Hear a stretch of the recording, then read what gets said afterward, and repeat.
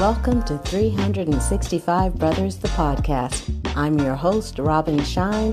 I am delighted to bring to you brothers from across the United States and from various professions talking about their life experiences, their wisdom, and a conversation that also touches on racial profiling in the United States, how pervasive it is, what the impact is. And remember, you can follow us on Instagram at 365 Brothers. Also, follow us on Facebook at 365 Brothers, the podcast. If this is your first time listening to a 365 Brothers episode, make sure you subscribe because you do not want to miss one brother's wisdom, one brother's experience, and their perspective on life in the United States. Today, we're talking to a gentleman who's originally from Prince George's County in Maryland, and he is a marine biologist. Now, he's so much more than that. But first, let me just tell you, he got his bachelor's degree from Wesleyan College in Norfolk, Virginia, then went on to Scripps, got his PhD in marine biology, and his research interest, which is fascinating for me, is whales and dolphins, and in particular, their population genetics, taxonomy, things like that. And among his many hobbies, being a pilot, being a third-degree black belt, sailing, and he's an intermediate bass player. Oh, and then there's the languages, intermediate Spanish, beginning German. So as you can see, this brother has the capacity for a lot of accomplishments. So I'm definitely looking forward to this conversation today with Dr. Eric Archer. Welcome, Eric. Thanks, Robin. It's great to be here. Thanks for having me on. Oh, it's a privilege. Before we get into the questions, is there anything that you'd like to share with the listeners before we go into our usual questions? Gosh, yeah. I guess one thing, I'm 6'8", and I do not play basketball. So what you see is not what you get.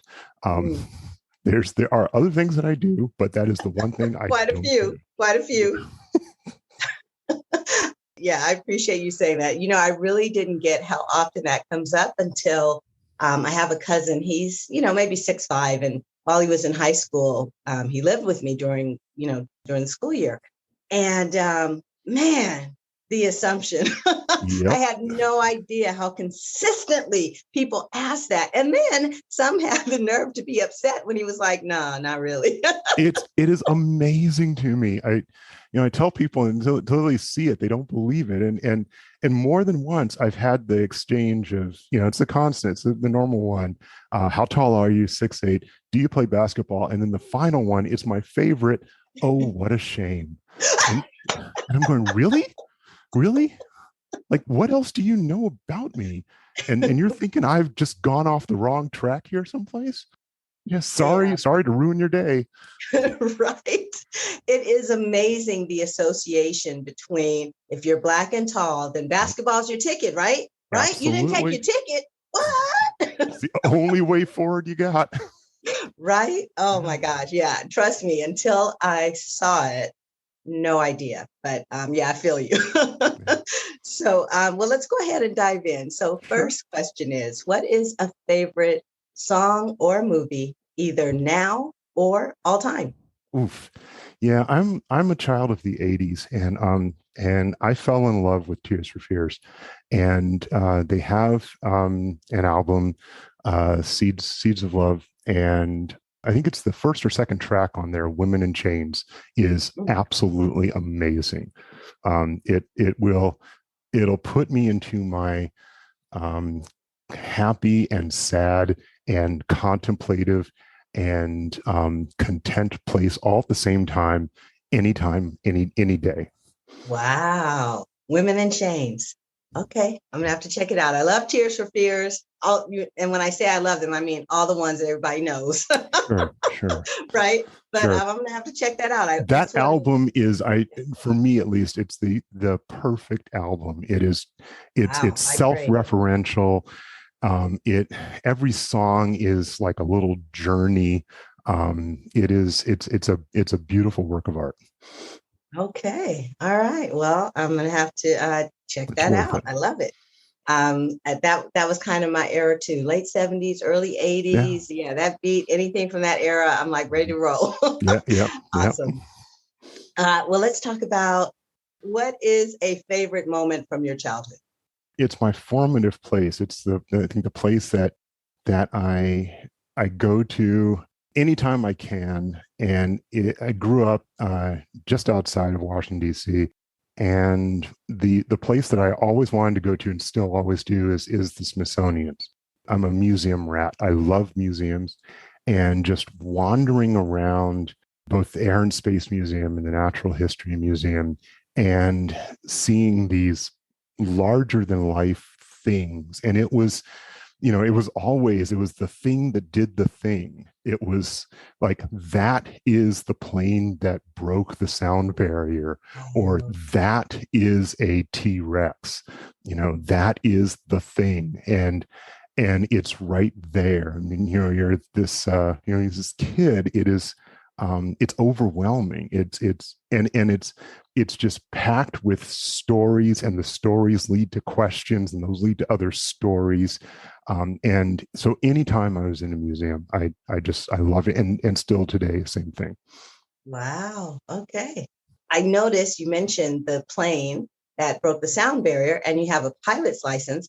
Did that spark that interest, or just do you just have a love of that freedom, or what is it about flying or that plane that stood out? Because of all the things you could have mentioned, that's the one you did. Yes, I've always loved planes. They when are on the ground, there are these things that are just out of reach. They're doing something that seems at first magical.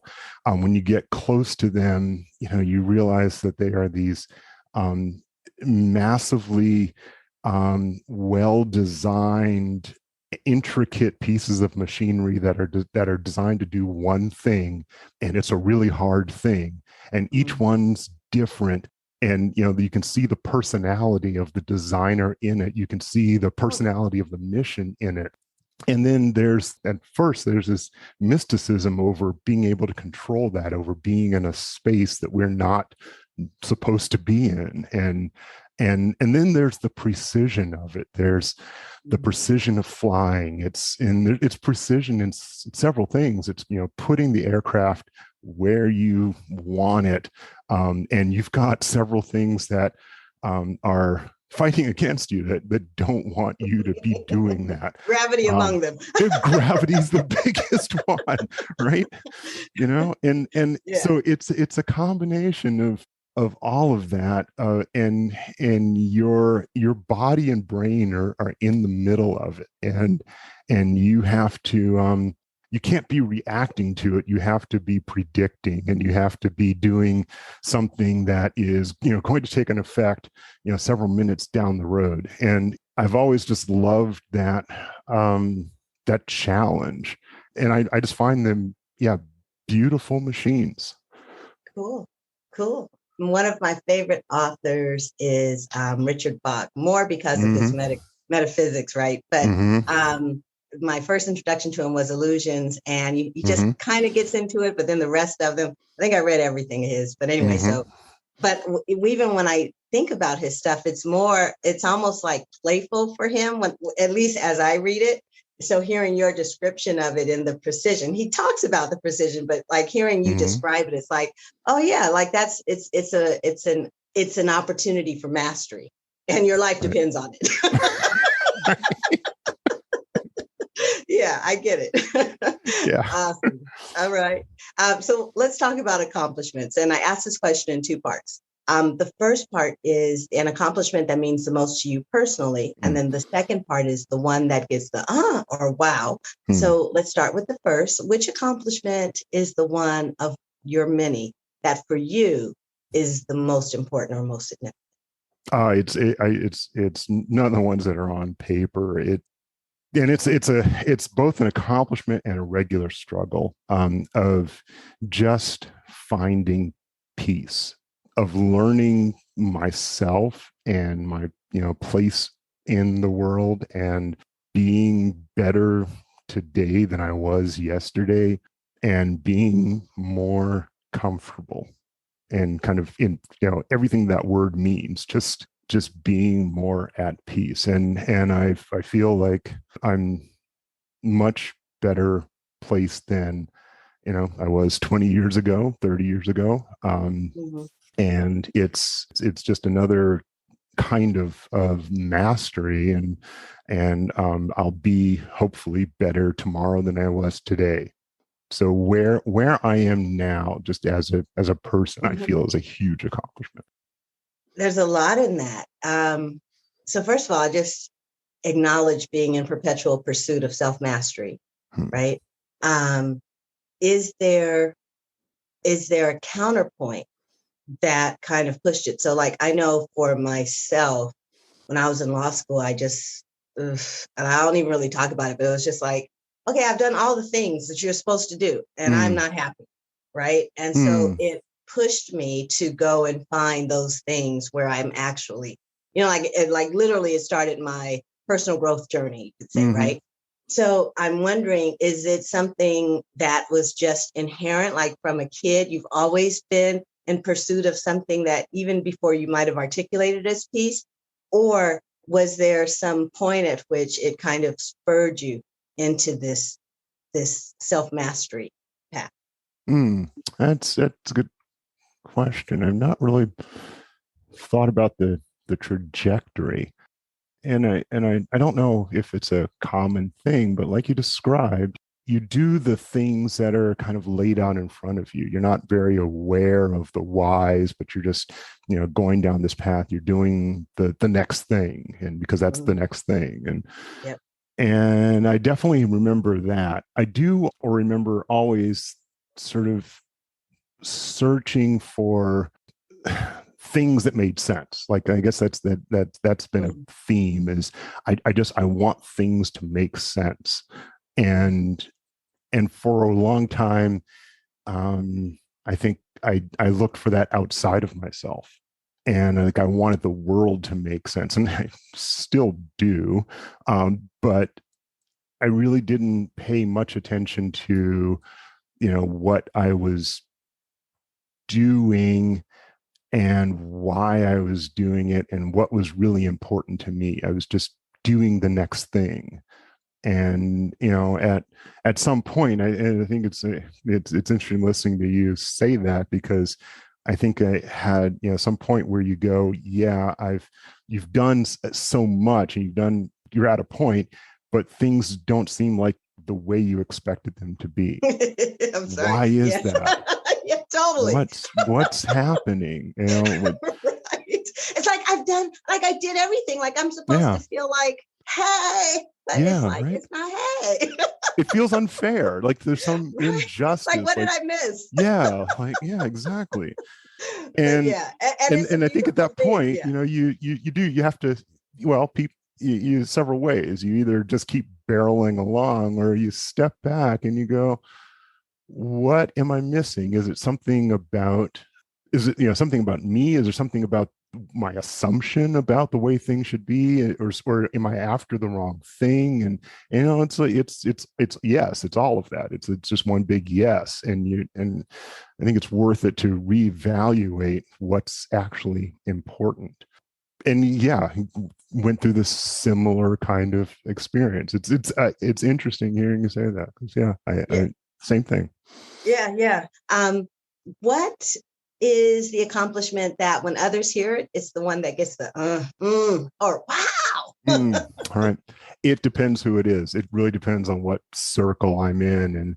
And I bounce around in several different circles. So if I happen to be talking to a pilot and they find out that I work on whales and dolphins, then it's wow, that's it.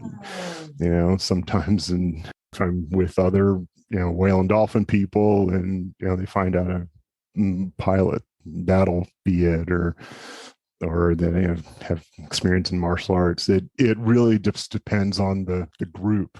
I kind of hear that it's whatever that group isn't a specialist in. Exactly. And that's it for me too.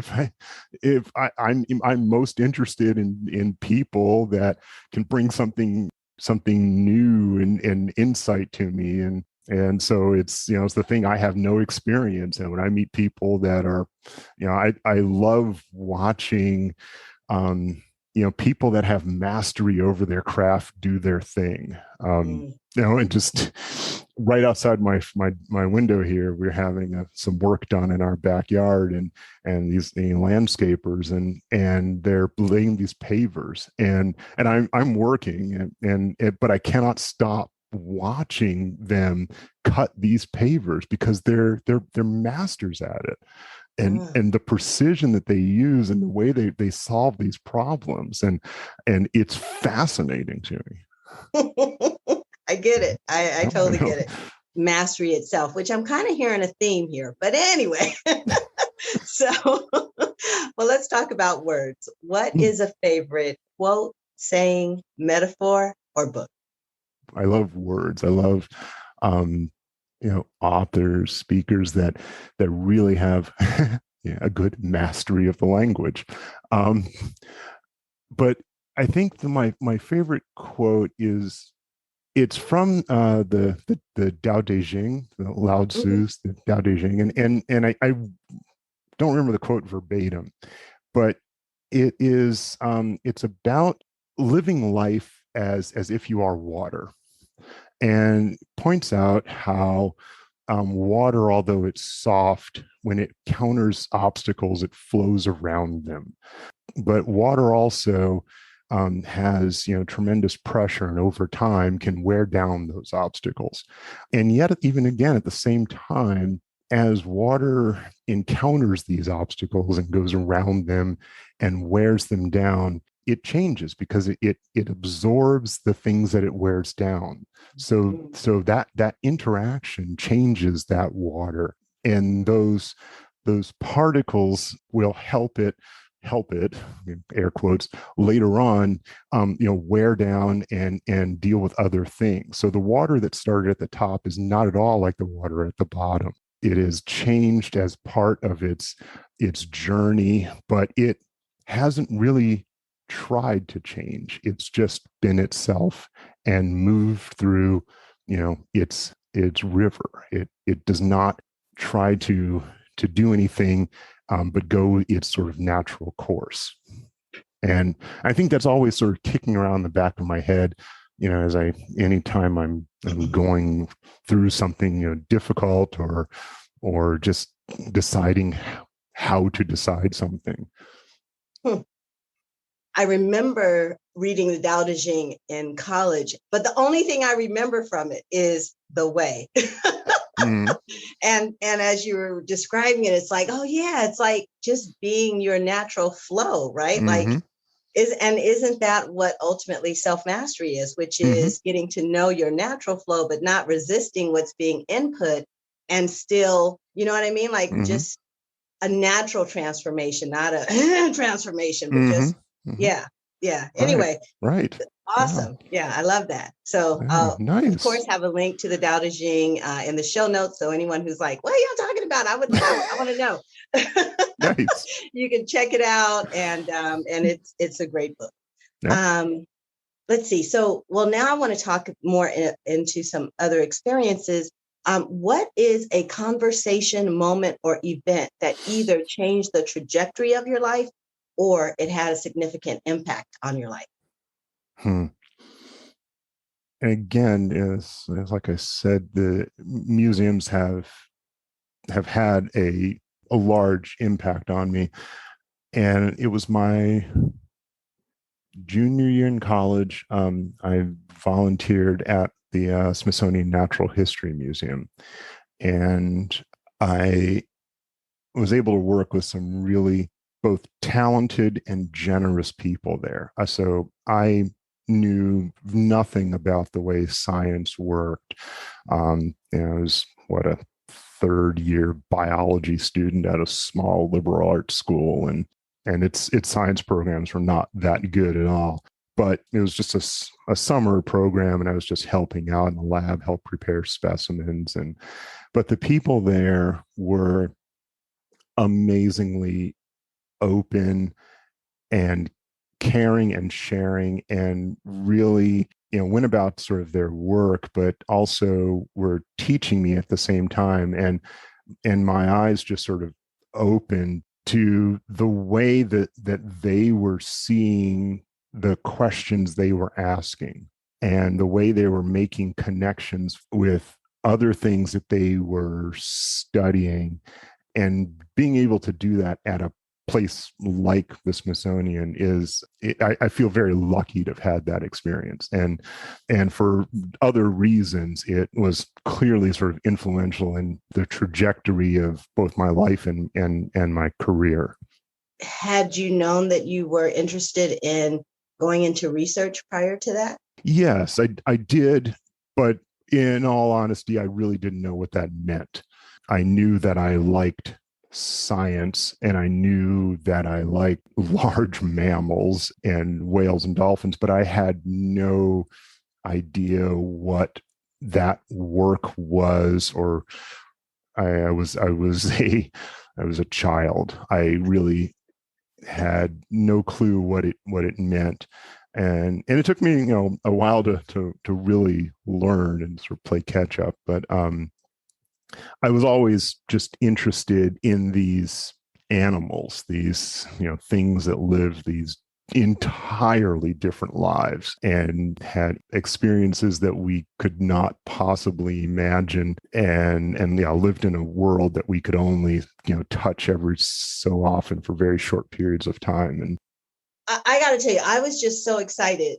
I don't even remember the Google search I went down that had me discover you. And I was like, marine biologist, what? I didn't even know that was a job.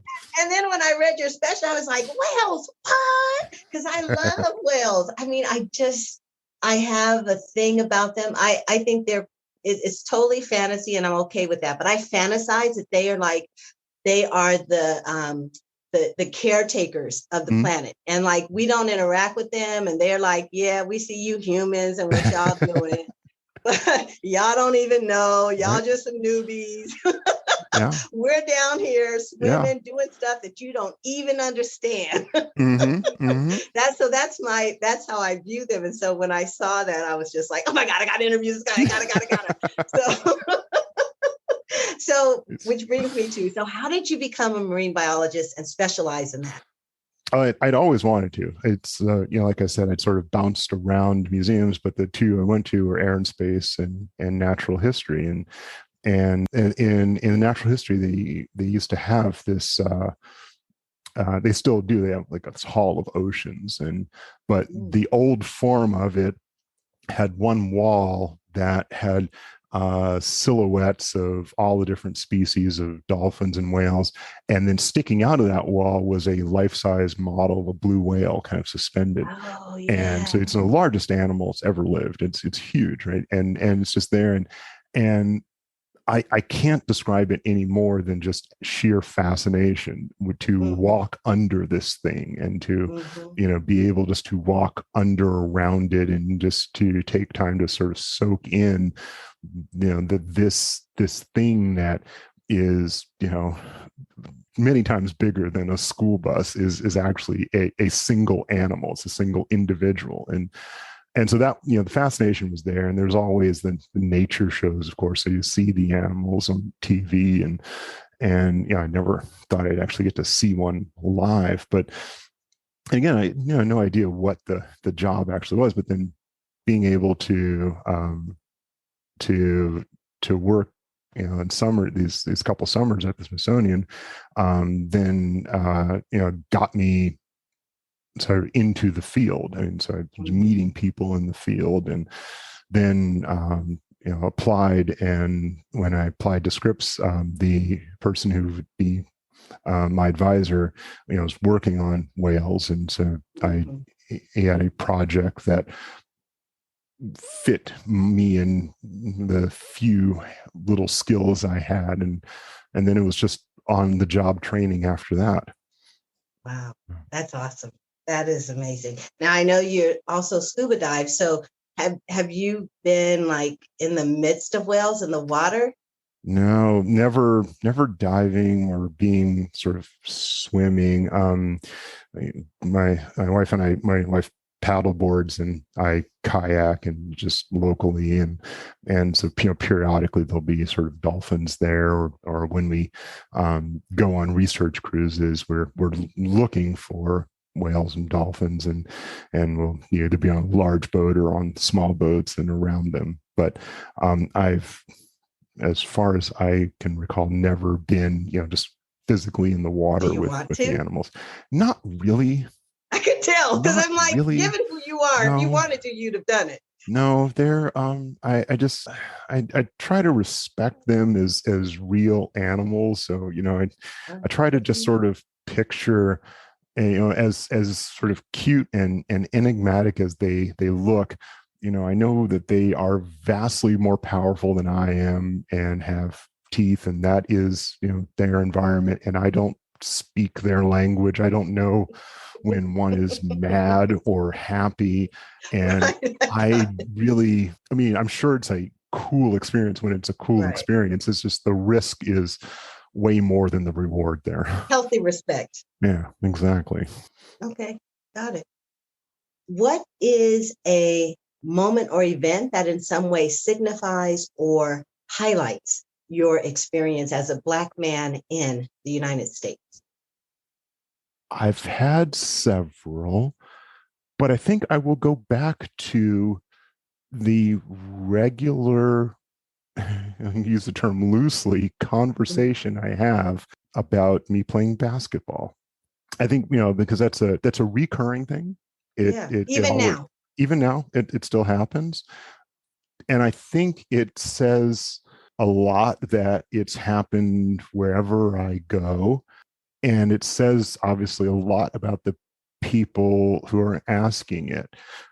Because the context is that they don't ask the question, hey, are you a marine biologist? Right? Right. I got you. That never, ever, ever comes up. And as you said, that's sort of in their heads. This fits a stereotype, and I think they're just looking for confirmation of that. Just that, their view of the world is all good, and we can, laugh about that and go on. But it gets at what I think you're trying to do with this podcast is that you really need to broaden that view and say, no, every tall Black man I see could be something else. And to me, the fact that that's a common thing, I think says a lot about the way Black men are viewed in the States. We're sort of pigeonholed into several neat little categories. It does make me think that who you are is your body, your worth is in your body versus in your brain. Mm-hmm. And that is, it feels to me like that's in the background. Like, what are you good for? Well, look, you're so tall. So, aren't you going to use your body for that versus, being curious? What do you use your brain for? What do you do with your brain? Wow. Yeah. So anyway. Yeah. And that as you're saying that, I realized there's also a flip side to that. Like, if for any reason the conversation moves, or even if it's not that same conversation, you can have sort of a different conversation. So, hey, good to meet you. What do you do? And I study whales. The wow, really, right? If you think about it, right? It's just the other side of that. Yeah, I do. That is unexpected. And why is that? I totally get it. Yeah. Right. I don't need you to be saying wow that loud. Right. Oh, yeah. Been there, had that happen. Yeah. I don't even remember what it was, but I remember being in a workshop with some people and we were talking, and all I did was I said that I teach government and economics. You teach government and economics? Wow. With a little extra hit on that you. Yeah. I'm right? Like, dude, it's high school. What were you expecting? I can only teach second grade? Right. Anyway, that so stood out for me. Like, seriously, we're doing that. Seriously. Anyway, that's funny. Well, let's talk about, and again, one of the reasons for the podcast is also because I know that brothers of all backgrounds, life experiences, education levels have had different experiences with law enforcement. And while this is not about, tell me your horrible experience, I am interested in any experiences that stand out that you can share about your interactions with law enforcement. As a martial arts student and as an instructor, had been in classes with police officers, law enforcement officers, and trained law enforcement officers in these classes, and there've been a variety of them, and that's really, I guess, the place that I've had the most sort of personal interactions with them. The mindset, it's definitely different, and I've learned a lot about what that job must be like. I have respect for the position, not for all the people, because it's just like any other occupation. There's definitely people that get into it for the wrong reasons or get changed by it in the wrong ways. But I think there's also people that are in there that are for the good reasons and do some good. So I feel like I can see the full spectrum. I had a conversation with a student of mine once, who's a police officer, and they train slightly differently than other people because they've got in sort of different basic circumstances. Primarily, of course, they have a weapon, a deadly weapon that totally affects the way they have to physically and can physically interact with people. We were just sort of joking around, and I said, so, but really, if you encountered me, what would you do? And he said, if I knew that you had the training you have, I would shoot you. And this was somebody that I, considered a more than acquaintance. Yeah. And we continued talking, and I was like, all right, right. Because you're threatened, and I physically am a threatening thing. And I grew up knowing, my mass and how I come across to people, but for him to say that just without hesitation, that opened my eyes a bit. The one that I always find interesting was pulled over when I was in college and was borrowing a friend's car, and it was an old car, and the window didn't work. The electric window didn't work. Also, the tape deck didn't work. And we had a tape in, and we wanted to eject the tapes, and there's 4 of us in the car. And so we're trying to eject the tape. And so we kept trying to push this button. And so the tape's not coming out, and the officer's coming around. And for some reason, like, I'm just not thinking, I'm just like, well, it's really important to get this tape out. That's what we started doing. And I'm pulling over to deal with the officer when he comes here, but whatever. So he comes up to the door, and it's only after the fact that I could see it from his point of view. There's a bunch of kids in the car fiddling with the console and trying to get this thing to work. So he comes and knocks on the window, and I push the lever for the window to come down. Window doesn't come down. So now I'm not complying, right? Oh boy. And so he immediately, hand goes to holster. And finally the window comes down, and we'd already had the paperwork out. He's obviously above, so he can only see me. He bends down, and I just saw it clear as day. He looks around the car, and he sees my 3 white friends, and hand goes off holster. Oh, wow. Everything's fine now. Everything's fine. Yeah. Right. And because I saw his hand go to his holster, my eyes were glued on the hand. Right. And when it went off the holster after he looked around, that became crystal clear to me. Just, yeah, right. I'm different. Yeah. Yeah. Is that a conversation you could have had? Did you have with the 3 people in your car? Do you think it's a conversation you could have had with them? Like, did you notice that and then he took his hand off? No, I remember not having it. I remember just letting that go. Like, that was just a thing that happened inside my head, and I turned it over a lot. Possibly I could have, but I don't know, and I really wasn't. I don't think I had the vocabulary for it, and that to was a while ago, it and it was wasn't even. yeah, People didn't really. I don't even know how much people had those conversations exactly, in the yeah, first place. Yeah. right, right, I was just right. curious. Yeah. It's a I good question. Yeah. But I did notice that nobody else had noticed it. That never Yeah. came up. Yeah. Right. Right. So, Eric, if the United States was a woman with whom you could speak, whether she's a mother, lover, stranger, neighbor, friend, your choice. If the US was a woman, what would you say to her? I would like to talk to your daddy.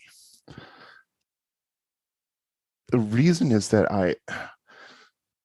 I'm really curious about what these founding fathers actually meant. I think the country is obviously it's the collection of people.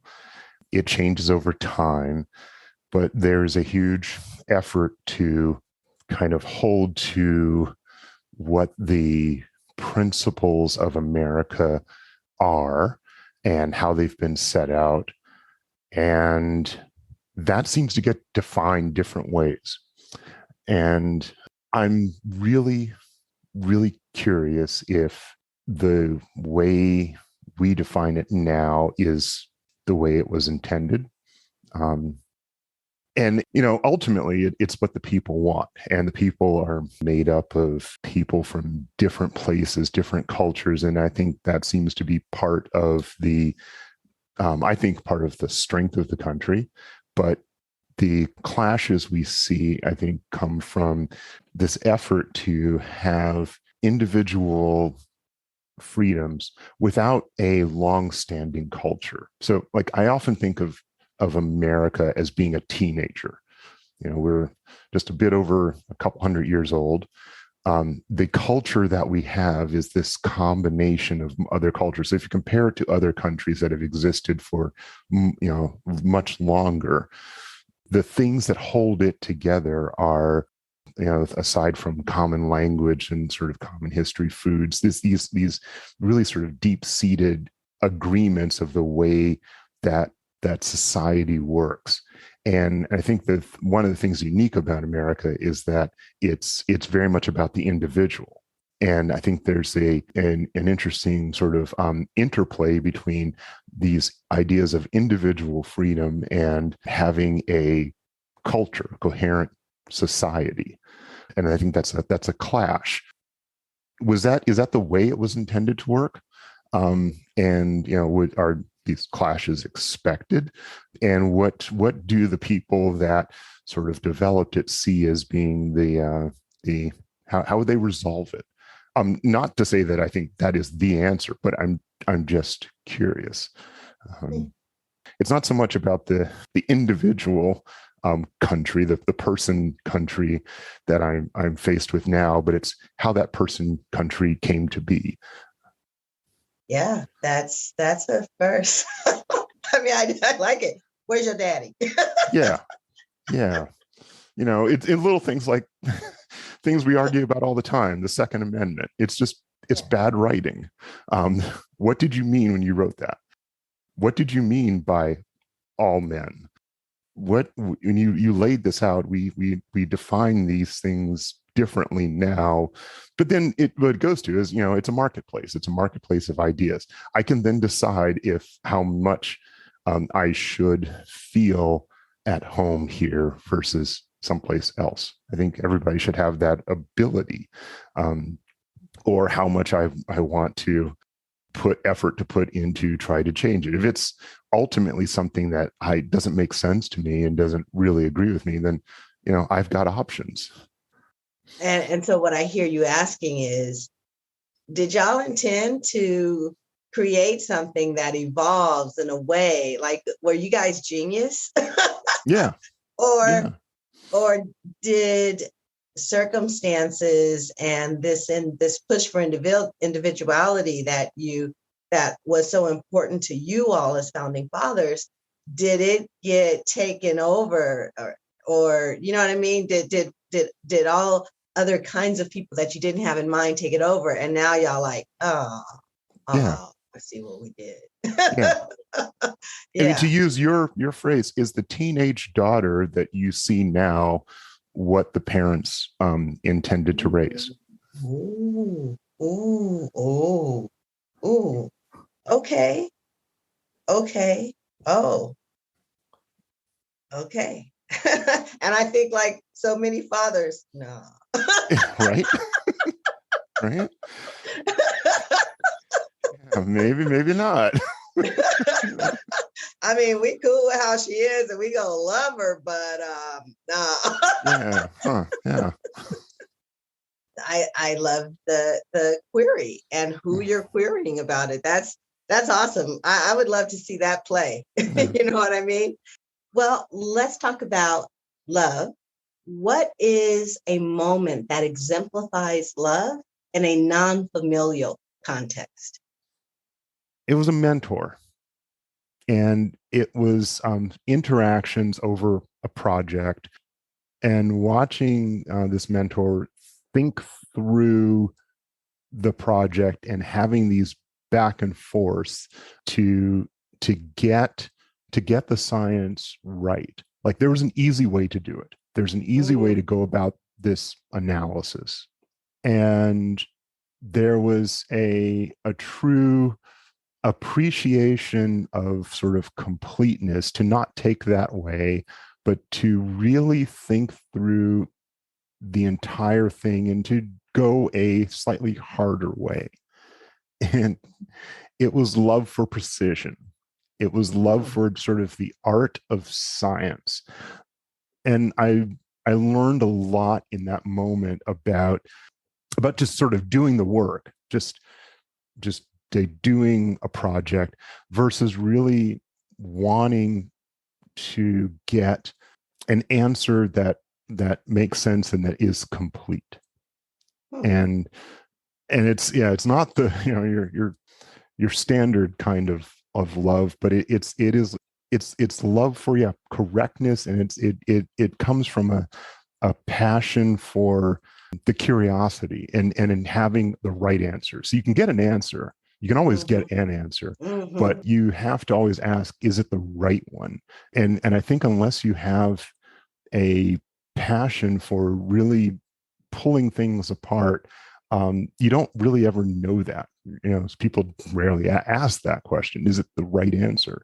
But I got to see that process, and it wasn't something I had actually ever experienced before, and that totally changed the way I think about the work. That's impressive. And on top of that, it was the sort of the willingness to take the time to share it. Because I think that's another thing that you run into in, I'm sure, not just my field, but all fields, is people that are good at what they do. But I think it's even worse for people that are sort of naturally good at what they do. So, natural musicians, and they've just been, say, playing guitar since they were 3 years old, and it's just second nature to them. But they have not learned how they've learned.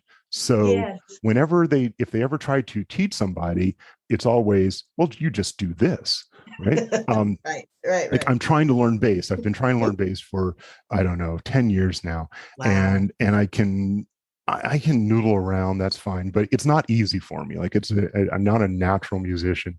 And so I've gone through a lot of bass teachers, and I finally had to stop at one that I found one through a friend, a flying buddy, who is really good at that. He can explain how he does what he does and what the thought process is, and that makes all the difference. And I think that comes from not just being good at it and enjoying that you're good, but really just a passion for the process.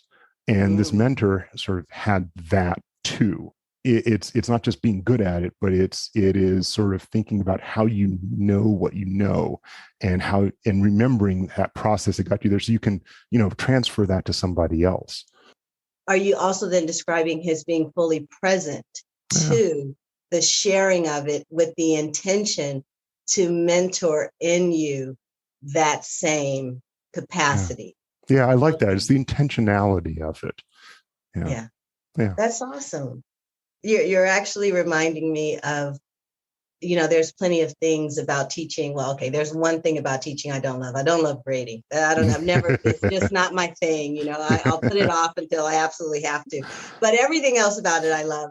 But one of the things that's the hardest to do, well, I don't know about the hardest, but it's the part where it's the most fun, is having to ask a question in just the right way that the kid can't just give you an answer that required no thought, right? Like, and I'm sure you also teach, yes?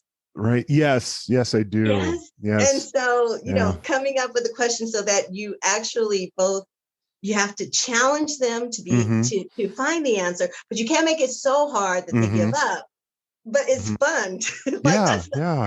Yeah, that is an amazing skill, and I'm so happy you sort of recognize that, because you're putting yourself, your head in their head. You have to see, what is it that they know, what is it that they absolutely have no idea about, they don't know, how are they thinking right at this moment, like how do I shift those tracks to move them over, like what are they sort of going along with now, and it is it's a process, and you're absolutely right, it is, there's a lot of reward in getting that question right. I mean, as much pain as there is in getting it wrong. You get it wrong. Yeah.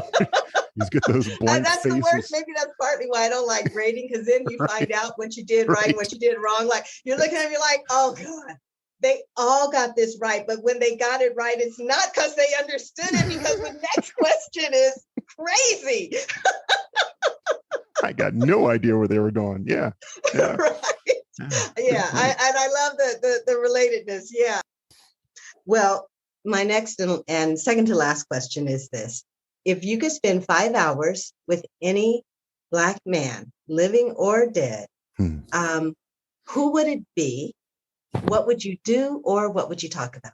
I guess the first one that comes to my head is, this would be odd, is Chadwick Boseman. And the reason is because he so ably bodied so many different but very important, influential people that his mind had to have, I think, gotten as close as another person could get into their heads. And so I think I wonder how that shaped his, I don't know, views on the Black experience. Essentially, he got the ability to see, the Black experience through many different eyes. Yes. And it's not something that we all get. We all just looking through ours. I mean, he's had his experience, but then he also has all of these others. And I would just love to hear both the process, but also what he's taken from that, how each role changed or affected what he saw in terms of the issues, solutions, interactions, culture. I'd just like to hear what he thought. Yeah, everything you said. And I also, after finding out how many roles he did while knowing he was not well, right? And his commitment, yeah. Anyway, yeah, I get it. And I appreciate the way that you describe him, being able to get into the minds of these different characters, and even the fictional, Prince of Wakanda Forever, it's still embodying a possibility of who Black people are and what it would be to lead an impressive, science-based, powerful Black country, you know, and the way that he carried it off. So I would like to be a fly on the wall should that meeting ever happen. So, just note that in heaven. All right. So then the final question is, now that you and I have had this conversation, what did you get for yourself out of participating in this conversation? I think I have gotten a little sort of more another notch in my quest for sort of comfort. So Yeah, please take your back time. up just so I grew up in suburban Maryland and went to a predominantly white school. It was actually at the same school from I don't know, age 6 through graduation. And just it was a small brethren school, and for a vast majority of the time I was either the only black kid or one of, a few. So I felt very much, and it was just very obvious, I was very much an outsider there. My parents were originally had spent a lot of formative years in DC. My mother grew up in DC, and they were very involved in the church there, and so we would go to church on Sundays and go into town. Both my parents worked in DC, and had family lived in DC, and so go there, usually weekends and Okay. during the week. So weekends, I was also the outsider there because all of my interests were being, of course, influenced by the white kids primarily that I was hanging out with, and just way of speaking and dressing, the whole thing. So I never, just one of those kids, and it's not a unique story, but it's mine, that never fit in either place. It's always been an outsider. And then, my interests have never sort of fit in any one mold, any place.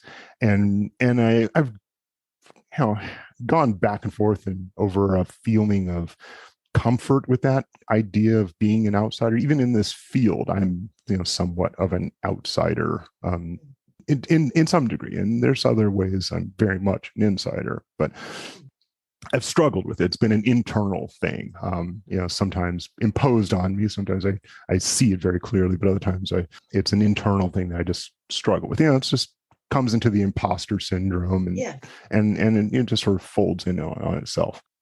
But it's been in multiple cultures. So although I know I have lived a Black experience, I always feel hesitant if I'm asked to or discussing or part of talking about the Black experience. There's no, of course, the Black experience. There's many stereotypes around that, but I know I am part of Black culture, but I don't have many of the components that fit the stereotypes. Mm-hmm. And so when you asked me on this, I felt a lot of, that's not a lot, but hesitation. Like, I don't know what my. Does you mean me? Exactly. Yeah. That's right. It's that because, and I have listened to your other podcasts and I feel I don't know that I fit that mold, right? And that's and it's just that that repeat of I don't know that I'm what you want. But you've made me feel very comfortable here, and I personally just had a good time chatting with you, and it's and just in your questions have made me think about these things that help me feel a bit more comfortable in my experiences. That's awesome. As you were saying, everything you were saying, my heart chakra was like, yeah, just because because what I got from it for myself is good. I'm glad that this podcast collection will hopefully expand, and I do know that there are some themes, like there are views that I have that get repeated, throughout my different episodes. There are certain categories of Black experience that are Black experiences. And then there are those others. And I would love to get to a place where know, like, because no one thinks about it for white folks. No one says, so you're not white trash and you're not Wall Street and you're not on meth. Wow. No, that's what I no read in the brochure. So tell me about you. And people are curious. It's like, I won't know until you tell me. And wouldn't it be great if we got there as well, where no one presumes to know? And so anyway, absolutely. But I always finish with my kind of view of who that person is. And so for me, like the word came out of your mouth multiple times. And so I'm not saying anything that you haven't already, but you are all about that mastery. When we first started, I was curious how it was that you were in so many different things: pilot, scuba diving, martial arts, marine biologists. Like they seemed so different, right? And it seemed like, wow, how do you make the time for all those things? But having had this conversation with you, like, I get that you are like uber curious and you like to know how things work, how things get done. And that curiosity in the world about how planes do what they do, and whales and all of it, is really just, in my humble opinion, you observing how things process and work as a reflection of your own self-mastery.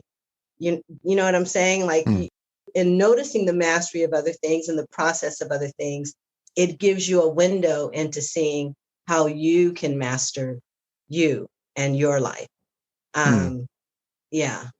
Anyway, I mean, you're equally observant. I think that feels like it tracks. Yeah. Cool. It's very nice. Well, it has just been a privilege to interview you. I'll have links where people can, check you out, find out more about you. Yeah. Well, but no, it's been an absolute pleasure, and I really, really appreciate the work you're doing here. It's fantastic and quite enjoyable. Well, thank you. Thank you for listening to 365 Brothers. Certainly hope you enjoyed the episode.